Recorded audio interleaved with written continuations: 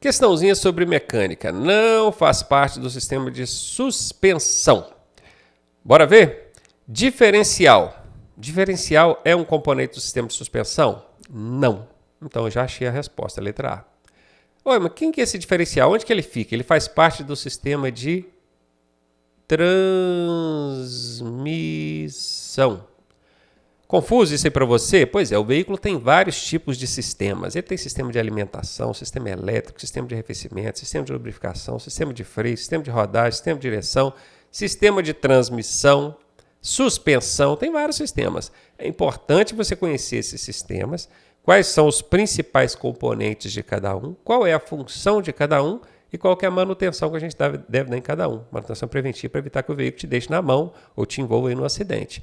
Então, no caso aqui, o diferencial faz parte do sistema de transmissão. Não vou explicar qual que é a função dele, porque não é a pergunta o que a pergunta é querendo. Agora, o resto, tudo faz parte do sistema de suspensão. Ó, amortecedor, tem no sistema de suspensão? Tem. Molas? Tem. Barra estabilizadora? Tem. O que não faz parte é o diferencial, conforme eu já expliquei para você. Questãozinha sobre mecânica. Ela traz para a gente o seguinte. Além de lubrificar o motor, o sistema de lubrificação tem a função de... Aí vem os 3 pontinhos, é porque é para você completar aí com uma das alternativas. Beleza, sistema de lubrificação. É o óleo girando ali dentro do motor para lubrificar as peças móveis do motor e prolongando, então, o seu tempo de vida útil ou evitando que o seu tempo de vida útil seja reduzido por conta de desgaste excessivo. Então, lubrificar é a função primária do sistema de lubrificação. Mas aqui a questão está querendo saber o que mais que ele faz. O sistema de lubrificação, além de lubrificar essas peças móveis, o que mais que ele faz? Qual que é a função secundária dele? Vem em segundo plano aí. Realizar a mistura explosiva ar e combustível? Não. Quem faz isso é o sistema de alimentação, por meio da injeção eletrônica ou o carburador, tá? Então, já elimina isso aqui e já vai anotando, né, gente? Porque se pergunta aqui quem faz a mistura explosiva? Injeção eletrônica ou carburador. Você já vai aprendendo aí outras coisas no entorno dessa questão. Seria, então, absorver os vapores de combustível? Não, quem faz isso é o canister, tá? Então, também não é o sistema de lubrificação. Auxiliar no controle da temperatura do motor? Olha, quem controla a temperatura do motor é o sistema de arrefecimento, que tem a água ali, o ar, o ventilador, o radiador, né, que vai trocar ali água quente com água em temperatura mais baixa que o motor vai controlar. Só que aqui, ó, auxiliar. Exatamente, o sistema de lubrificação auxilia no controle da temperatura. Não é o responsável, o sistema de lubrificação não é o responsável pelo controle da temperatura, mas ele ajuda nisso aí. Então, a função primária do sistema de lubrificação é lubrificar o motor. E a função secundária, aquela que vem para auxiliar um outro sistema, que é o de arrefecimento no caso, é controlar e ajudar no controle da temperatura do motor. Anota isso. Isso aí é pouco falado em sala de aula e quando pergunta a galera erra mesmo, hein? Letra C a resposta. E a letra D não tem nada a ver, né? Aumentar a potência do ar-condicionado. Vocês colocaram que é para eliminar mesmo. Mecânica. A finalidade do carburador é... Qual que é a finalidade do carburador? Primeiro vamos entender o que é o carburador, né? O carburador é um componente do sistema de alimentação, que cuida do combustível do veículo. Quando eu falo sistema, gente, é um conjunto de componentes. Por exemplo, o tanque de combustível. Ele é um componente do sistema de alimentação, porque ele está relacionado ali com o combustível, não está? Tudo que estiver relacionado com combustível faz parte do sistema de alimentação, beleza? Ou quase tudo, né? Então, o tanque de combustíveis é um componente do sistema de alimentação. A bomba de combustível, que pega suga, né, aquele combustível lá dentro do tanque e manda para o restante do sistema, é um componente do sistema de alimentação. O carburador, que também tem a função dele aqui, que é exatamente isso que a questão está pedindo, né? Qual que é a finalidade, a função do carburador, e também é um componente do sistema de alimentação. Eu vou dar a resposta aqui, porque isso cai na prova, você precisa saber, mas entenda que carburador é um componente de um sistema antiquado. Se eu não me engano, o carburador, o sistema de carburação, ele foi deixando de existir nos automóveis comuns, populares, de 1995 para cá. Nós já estamos em 2025, já tem 30 anos que o carburador foi deixando de ser usado nos veículos. Um outro componente veio para substituir ele. Tá? Mas, nos veículos mais antigos, que ainda tem, você precisa conhecer, por isso que ainda cai no Detran. Então, qual que é a função, a finalidade do carburador? Bombear o combustível para o motor? Não, quem faz esse bombeamento é a bomba de combustível. Então, aqui está fora. Pressionar o ar para a câmara de combustão. Câmara de combustão é lá dentro do motor, onde o combustível vai ser queimado. Não, não faz isso não, tem nada a ver, o carburador não tem essa função. Manter a temperatura do ar limpo e aquecido? Absolutamente não, o ar aqui, até pouca, não vou dizer nenhuma, mas pouca relação com combustível. Porque, na verdade, o combustível mistura com ar para ser queimado lá dentro da câmara de combustão. Mas aqui está falando de ar especificamente, nem é de combustível. Carburador, combustível, tá? E letra D, mistura do ar com o combustível na proporção recomendada. É isso aí. O carburador, hoje substituído pela injeção eletrônica,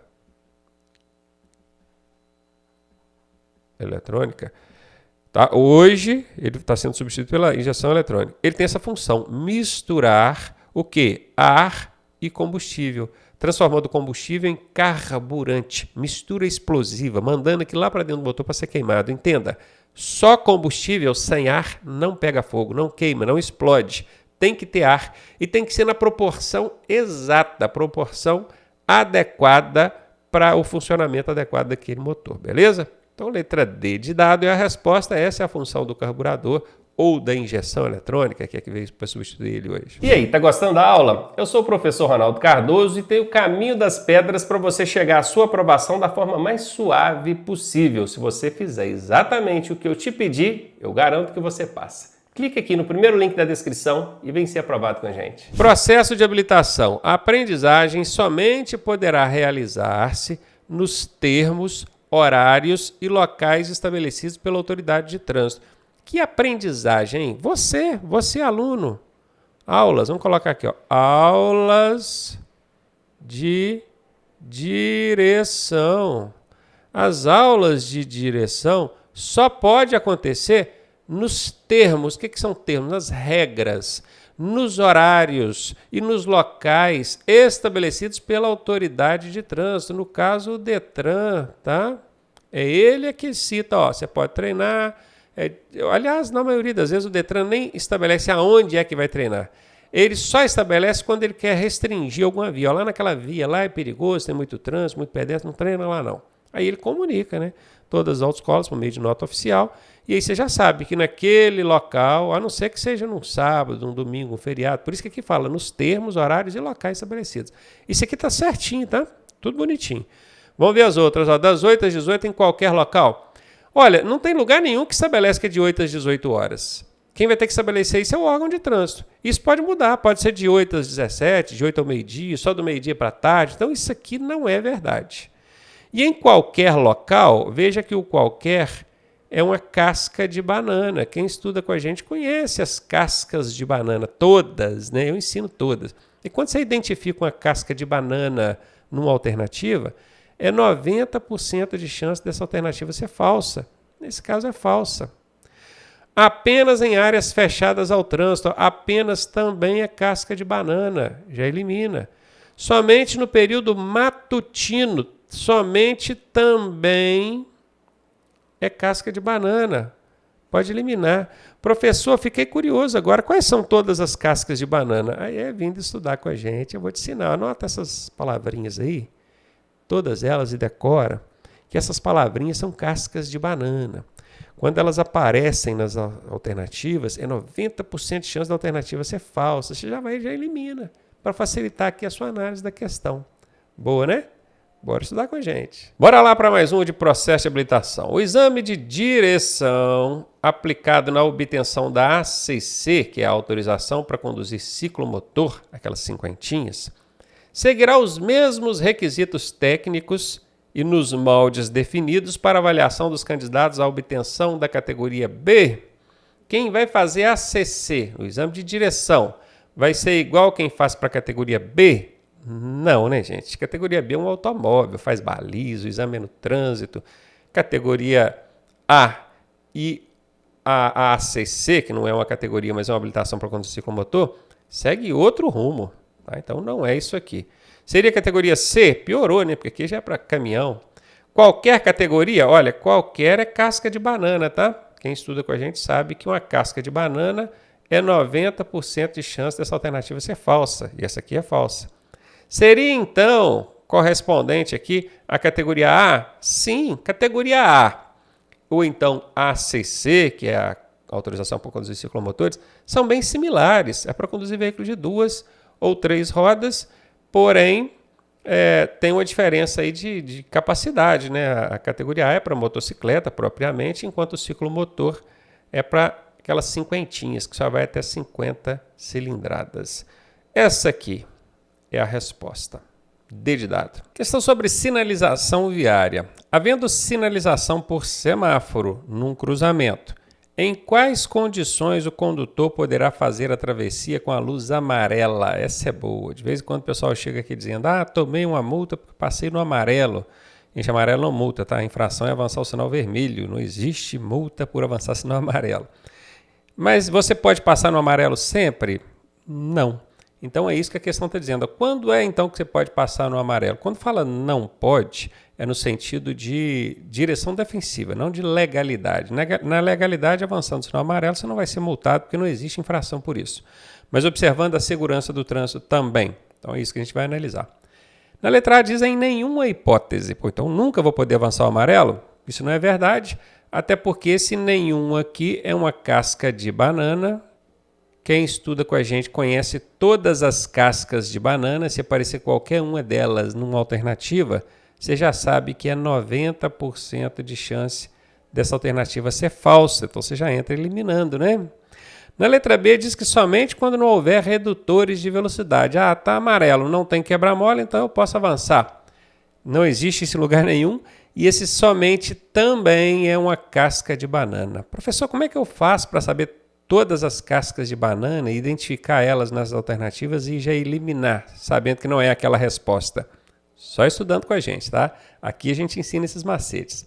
Na letra C, quando a luz amarela for acionada, depois que o condutor já estiver entrado no cruzamento. Pense bem, você já entrou na área de cruzamento, você está dentro da área de interseção, que é a área de cruzamento, e o sinal muda para o amarelo. Você vai parar dentro do cruzamento? Fechando o cruzamento? Claro que não. Então, nesse caso, quando a luz amarela for acionada depois que você já estiver na área do cruzamento, aí ok, aí você pode passar no amarelinho tranquilamente. E na letra D também tem uma casca de banana, eu sempre já elimina ela de cara. E essa foi fácil, né, gente? Deu para responder só com as cascas de banana. Ó. 1, 2, 3. Peguei 3 cascas de banana e 1 em cada alternativa, já eliminei as 3. Sobrou a letra C. Nós temos aqui uma questãozinha sobre meio ambiente e ela nos traz o seguinte: não está entre os principais gases tóxicos expelidos por veículos automotores de combustão. Entender essa pergunta é o primeiro passo para a gente responder ela corretamente.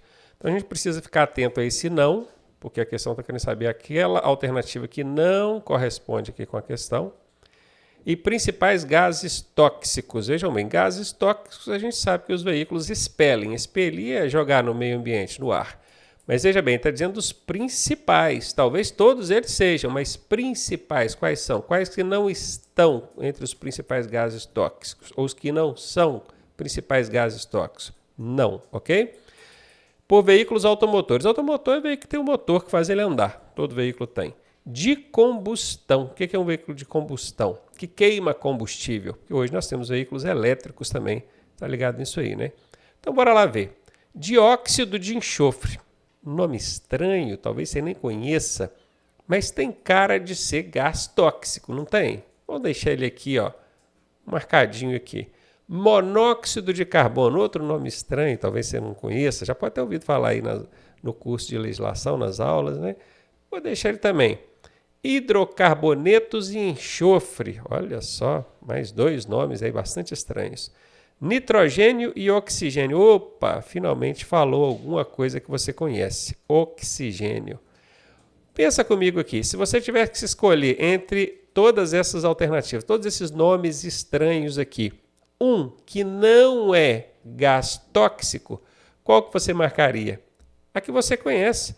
Então veja que você não precisa conhecer todos os gases tóxicos. Aqui a questão te ajudou. Opa, oxigênio eu conheço. Oxigênio não é gás tóxico. Isso aí faz parte do meio ambiente. Eu respiro isso, faz bem para o ser humano. ok? Então tá aí. Facinha de matar essa, letra D de dado. Sinalização viária. Indica local para embarque e desembarque. Opa, embarque e desembarque. Onde eu deixo ou pego passageiros, né? De veículos coletivos, que são ônibus, micro-ônibus, ou individual. Quando fala individual, a gente pensa logo uma moto, né? Pois é, mas os automóveis também são considerados veículos de transporte de passageiro, transporte individual. Curioso, transporta ele 3, 4 pessoas, né? Mas sim, as motocicletas e automóveis são considerados transporte individual. E coletivo é quando é acima de 8 pessoas. Até 8 é transporte individual, acima de 8 coletivo. Então aqui eu estou falando de ônibus e automóveis. Qual dessas placas indica um local que eu posso embarcar ou desembarcar pessoas, estando eu num ônibus ou num automóvel ou numa motocicleta? Essa primeira aqui, da letra A, é estacionamento de trailer. Não tem nada a ver. Isso aqui é onde você vai tirar o seu trailer ali do reboque do seu carro, deixar ele lá, para você poder fazer um acampamento ou coisa do tipo, né? Não é. Essa aqui é terminal rodoferroviário. Pode observar que aqui tem uma linha de trem. Isso aqui é um trem, beleza? É um terminal rodoferroviário. Nem ônibus, nem automóvel, nem motocicleta para em terminal rodoferroviário. Aqui é só trem, né, gente? Me ajuda aí. E a galera ficou em dúvida entre essas duas, né? Tem um ônibusinho de lado e tem um ônibusinho de frente. E agora? Aí a primeira dúvida que surge é se é uma ou se é outra. E a segunda dúvida que surge é, mas automóveis também pode parar onde tem essas placas aqui para ônibus? No caso dessa aqui pode, que é o ponto de parada. Todo mundo chama isso aqui de ponto de ônibus, mas não é. Isso é um nome popular. Os motoristas adotaram isso aqui como um ponto de ônibus, pelo fato óbvio, talvez, de aqui dentro ter um ônibus desenhado, né? Mas não é que aquilo ali é exclusivo para ônibus, não. É porque foi a melhor forma de representar um local para embarque e desembarque de pessoas, de passageiros. Inclusive, quem mais faz uso dessas áreas são os ônibus, né? Os veículos de transporte coletivo. Mas não é exclusivo de ônibus. O nome dessa placa é ponto de parada, não é ponto de ônibus. Já de cara já aprende isso aí. Que se perguntar na prova o significado exato, você colocar ponto de ônibus, você vai errar. É ponto de parada. E parada por quê?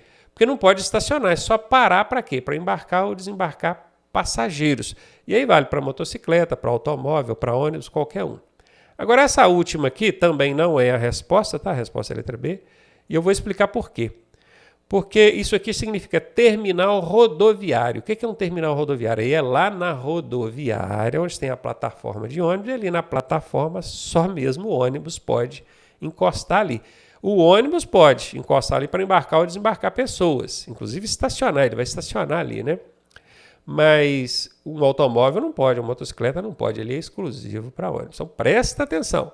Se tiver essa cabaninha aqui, ó, simulando um terminal rodoviário, é só ônibus, só veículo de transporte coletivo. Agora, se o ônibus estiver de lado, aí é ponto de parada, qualquer veículo pode imobilizar ali para embarcar ou desembarcar passageiros. Anote essa que isso vai ser válido para a sua prova e para a sua vida no trânsito, tá? Mais um de processo de habilitação. No caso de transferência de propriedade do veículo, né, que faltou o Detran especificar, a ATPV deverá ser apresentada ao Detran no prazo máximo de... Olha, eu comprei um veículo, estou transferindo ele. Eu preciso apresentar a documentação lá no Detran para fazer a transferência para o meu nome, né? Comprei. Qual que é o prazo que eu tenho para fazer isso? Essa aqui é a resposta, 30 dias. Agora, você deve ter ficado curioso sobre o que significa essa ATPV, né? A é de autorização, T de transferência, P de propriedade e V de veículo. Bora lá? Autorização para transferência de propriedade de veículo. Está transferindo o proprietário de um, passou para o outro. ATPV. Anote mais essa, porque apesar da questão não pedir especificamente o que significa ATPV, numa outra pergunta, e pode ser que pergunte, né? Venha questionando, e você já está preparado para julgar mais essa aí nos peitos do Detran. 30 dias é o prazo que o proprietário tem para poder transferir para o nome dele. Se ele não transferir, isso é infração de trânsito, tá? Média, infração média, 4 pontos aí no prontuário. Processo de habilitação. A bicicleta, quanto à tração, é um veículo automotor? É um veículo de propulsão humana? Um veículo de passageiros ou um veículo de carga? Gente, tração é o que faz o veículo andar, o que impulsiona ele. Automotor é uma motocicleta. Aí é automotor, ela tem um motor que empurra ela. A bicicleta não é um veículo automotor. Tá fora, já elimina a letra A.